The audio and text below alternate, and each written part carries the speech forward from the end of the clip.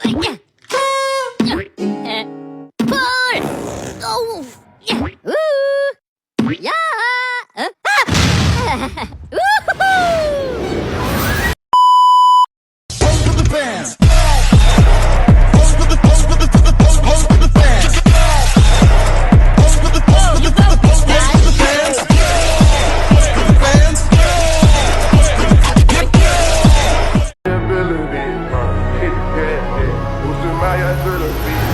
Percocet, yeah, Miley Percocet, big fun. Percocet, yeah, Miley Percocet, big fun. Represent, yeah, gotta represent. Gang, gang, chase a chick, yeah, never chase a bitch.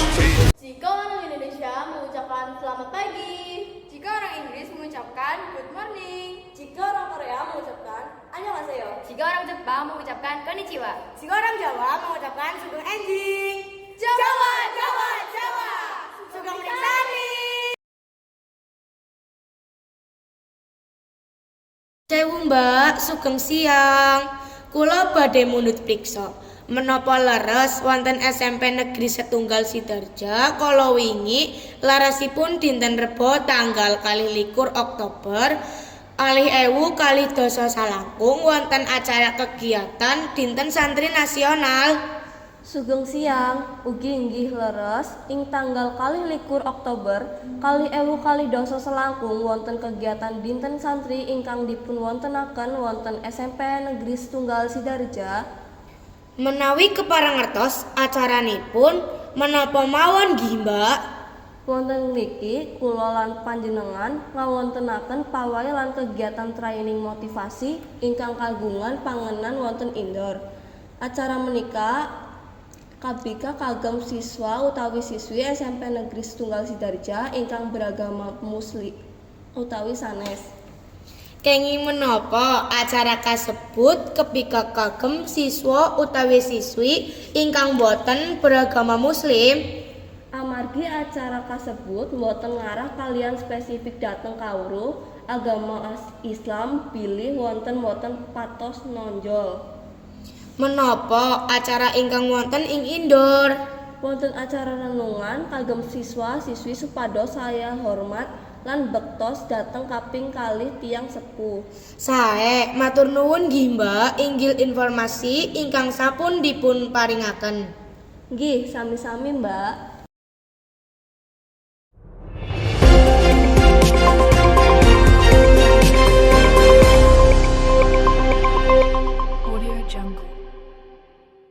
Sugeng enjing para pemirsa. Kados pundi pawartonipun dinten Santri Nasional kalian kula Wiji Anjani Egi Pramesti menika pawarta jangkepipun. SMP Negeri Setunggal Sidarja dinten Rebo 21 Oktober warsa 2022 selangkung nglampahi dinten santri para siswa-siswi dipun paringaken ngagem-ageman inggil warni petak kalian supeh warni peteng. Ranto malih kagiyatanipun inggih menika kirab dipun wiwiti watawis tabuh 7 langkung 3 doso ngantos 9 langkung 1 wekdal Indonesia Kilen. Kagiatan wonten ing ruangan indoor inggih menika kagiatan training motivasi. Pambuka adicara dipun bikak dening Bapak Sukandar ingkang badhe ngandharaken bab padatan-padatanipun para santri.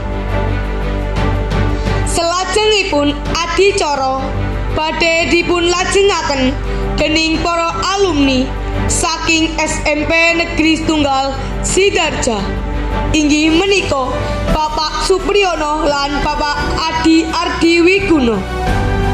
Panjenenganipun kekalih badhe paring wedharan babagan motivasi gesangipun.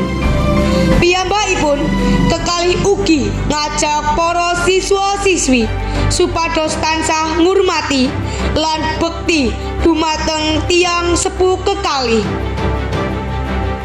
Reta Dani Samudra inggih menika salah satunggaling siswi ingkang nderek adicara menika matur. Kagiatan menika ngremenaken sanget lan kula saged ngenget-enget tumrap pribadi kula supados tansah bekti dumateng tiyang ingkang langkung sepuh saking kula. Kagiatan menika maringi motivasi dhateng para siswa-siswi supados tansah bekti lan ngurmati dhateng tiyang ingkang langkung sepuh saking piyambakipun. Wusana Bapak Adi Ardi Wiguno lan Bapak Supriyono ngumumaken bilih kagiatan menika sanes namung nuju dhateng adicara dinten santri kemawon, nanging ugi nuju dhateng motivasi diri kita piyambak supados tansah ngajeni lan ngurmati. Mekaten pawarta dinten menika wonten kirang saha lepatipun atur kula nyuwun lumunturing samudra pangaksami. Matur nuwun.